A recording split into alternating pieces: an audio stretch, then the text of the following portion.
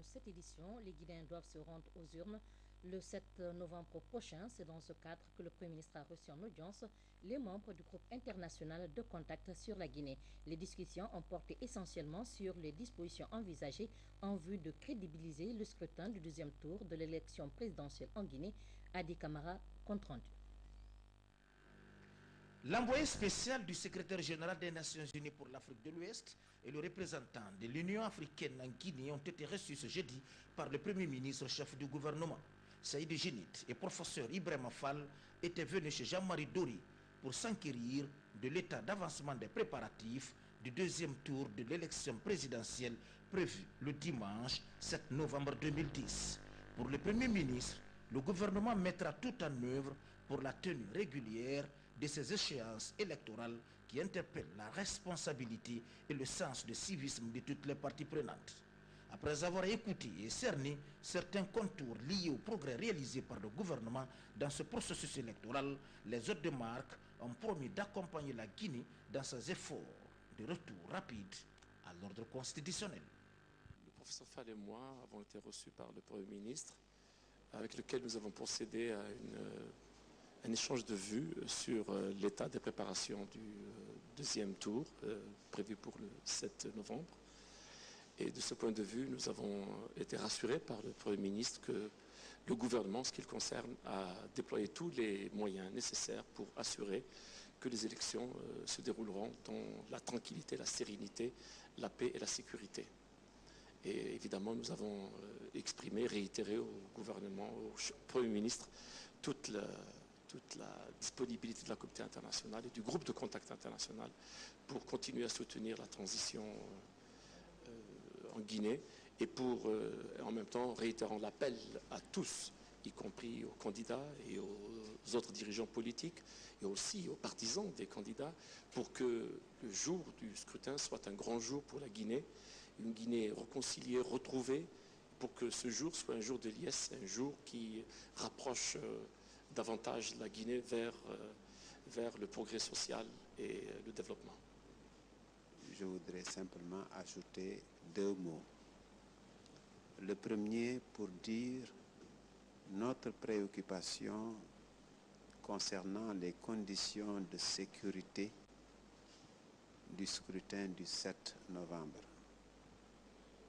qui se résume en sécurisation du processus électoral, de façon à ce que les résultats du scrutin soient conservés, transportés et remis aux instances compétentes en toute transparence et en toute sécurité et éloigner à jamais les risques de fraude.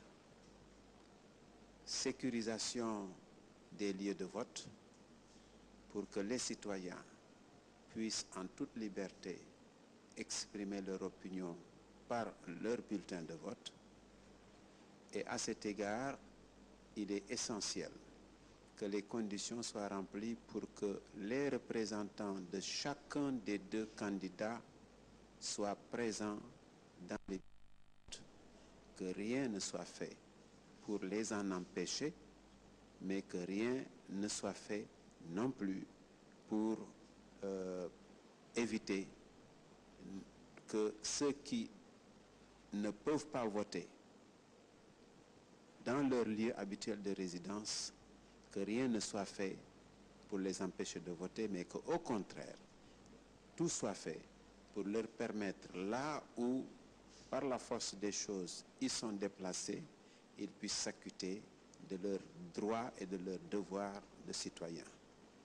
Enfin, nous pensons également apaisement et fair play, apaisement des relations intercommunautaires, fair play, c'est-à-dire l'acceptation par avance, non seulement des candidats, mais de leurs sympathisants et du peuple guinéen en général, qu'il faudra nécessairement un gagnant, un perdant, mais qu'au total, c'est la Guinée tout entière qui va gagner. Et que celui qui perdra aura d'autres possibilités, non seulement dans 5 ans, pour soumettre sa candidature au peuple guinéen, mais également des élections législatives sont en vue pour la désignation des députés à l'Assemblée nationale et plus tard du président de l'Assemblée nationale, du Premier ministre. Donc il y a place pour beaucoup de personnalités et nous espérons que ce sera dans le cadre d'un gouvernement d'union nationale pour que chacun puisse jouer sa partition dans l'avenir paisible de la Guinée. En prélude au second tour de l'élection présidentielle du dimanche prochain, les forces de défense et de sécurité de la ville de Conakry ont tenu ce matin un rassemblement général. C'était au camp Alfaya Diallo. Des consignes de sécurité ont été données par le chef d'état-major général des armées, le général Nuhu Thiam. Le reportage de Mamadou Malal Diallo. Ce rassemblement général des forces de défense et de sécurité de la ville de Conakry a été essentiellement consacré au deuxième tour des élections présidentielles du dimanche prochain. Le chef d'état-major général des armées, le général Nuhu Thiam, a, au nom du président de la République par intérim, ministre de la Défense nationale, le général d'armée Sekouba Konaté, invité ses compagnons d'armes à garder la neutralité absolue et la vigilance. Tous les militaires doivent rester dans les camps, sauf les gendarmes et les policiers auront la mission de maintien d'ordre, a-t-il souligné. Le dimanche, ça sera le deuxième tour. Comme la fois passée, vous serez dans vos unités en alerte et à la disposition de votre commandement pour attendre les instructions s'il y en aura. En ma qualité de chef d'état-major général des forces armées guinéennes, c'est de vous recommander de garder le même cap, la même rigueur, le même respect au processus électoral. Aujourd'hui, grâce à vous, l'armée est en avance en matière de respect et de considération dans le cadre de la démocratie en Guinée. La ville sera uniquement pour la gendarmerie et la police. La gendarmerie et à la police de prendre toutes les dispositions sécuritaires comme la fois passée. Et soyez vigilants dans votre position, soyez soudés, il faut qu'il y ait la cohésion au sein des forces armées guinéennes. Ne vous laissez entraîner par aucun esprit subversif. Soyez soudés, protégeons le peuple, protégeons les biens du peuple, accompagnons le peuple de Guinée dans la démocratie pour le bonheur de ce peuple. Celui qui sera élu conformant à la volonté du peuple, conformant aux urnes, l'armée guinéenne se met à sa disposition pour l'accompagner dans son commandement. Conformément aux instructions du président de la République par intérim, le chef d'état-major général des armées a insisté sur la qualité de la formation militaire qui est déjà en cours dans toutes les garnisons du pays. Audience du ministre de la Communication, Aboubacar Silla, a reçu ce matin l'ambassadeur du Sénégal en Guinée, son Excellence Batoula Kane Nyang, est venu remettre au ministre Aboubacar Silla la lettre d'accréditation du comité directeur du centre sous-régional Maître Abdoulaye Wade pour la prévention et la gestion des conflits. Alcine Pascaldine, compte rendu. Le ministre de la Communication, Aboubacar Silla, est désormais membre du comité directeur du centre sous-régional Maître Abdoulaye Wade pour la prévention et la gestion des conflits. La lettre d'accréditation lui a été remise ce matin par l'ambassadeur du Sénégal en Guinée. Cette marque dénote les liens séculaires d'amitié et de coopération bilatérale qui ont toujours existé entre nos deux pays depuis les premières heures de nos indépendances. Vous savez, le programme de renforcement des capacités pour la paix en Guinée avait choisi Maître Abdoulaye Wade comme parrain du centre sous-régional pour la promotion de la paix et pour la prévention et la gestion des conflits.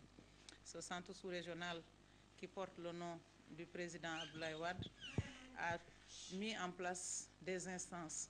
Et parmi ces instances, il y a ce qu'on appelle le comité directeur qui s'occupe de l'orientation même et de la philosophie du centre. Et c'est dans ce cadre que M. Aboubacar Silla a été désigné par le programme de renforcement des capacités pour la paix comme étant membre du comité directeur de ce centre.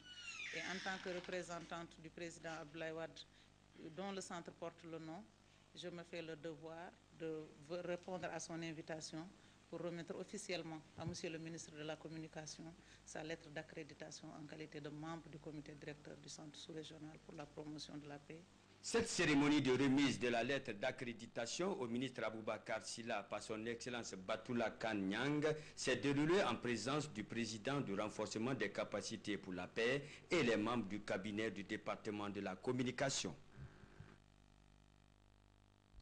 La première session extraordinaire du Conseil de ville s'est tenue dans la salle des actes du Palais du Peuple. C'est une initiative du gouvernorat de la ville de Conakry en partenariat avec les maires des différentes communes de la capitale et les organisations de la société civile. Moussa Bankoura, reportage. Quelle image pour la ville de Conakry? La question était au centre des discussions de la session extraordinaire du Conseil de ville tenue dans la salle des actes du Palais du Peuple. Initiée par le gouvernorat de la ville de Conakry, en partenariat avec les maires des différentes communes de la capitale et les organisations de la société civile. Objectif, trouver les voies et moyens pour assurer la sécurité de la population, gérer les ordures ménagères, promouvoir les services de transport urbain et de mobiliser les ressources financières en vue d'un développement durable garantissant la paix sociale et le bien-être individuel. Nous arrivons au terme de la session 2010 du Conseil de ville de Conakry. Je crois le réel espoir que de nouvelles solutions adoptées aux multiples besoins de notre ville seront bientôt mises en œuvre. Pour ma part, je ferai ce qu'il faut au niveau de la tutelle et du gouvernement pour apporter l'appui nécessaire à l'exécution des décisions du Conseil. Je sais à l'avance que son Excellence, Monsieur le Président de la République, par intérim, le général d'armée Sekouba Konaté, Monsieur le Premier ministre et le gouvernement de transition sont les premiers défenseurs de la politique de décentralisation. Après examen et adoption des différents points évoqués, la présente rencontre a fait quelques recommandations à l'endroit des autorités, comme l'indique le porte-parole des participants. 1. La tenue régulière des sessions du Conseil conformément aux dispositions du Code des collectivités locales. 2. Souscrit à la création de polices de proximité. Petit a, invite Monsieur le Président du Conseil de ville à mener des démarches nécessaires pour le renforcement des capacités de cette police. La signature d'un contrat d'implantation d'une usine d'incinération d'ordures et de production d'électricité de 24 MW dans la ville de Conakry. Invite les populations au respect des engagements relatifs à la tenue d'une élection paisible. Interpelle les deux frères candidats au second tour sur leurs responsabilités dans la consolidation de l'unité nationale. Cette première session extraordinaire du Conseil de ville a été marquée par une note d'espoir et de satisfaction, ce qui du coup interpelle les responsables pour une question saine au profit des populations. Mesdames et messieurs, fin de cette édition de nos informations. Merci de l'avoir suivi. Le prochain rendez-vous avec nos informations, 20h30.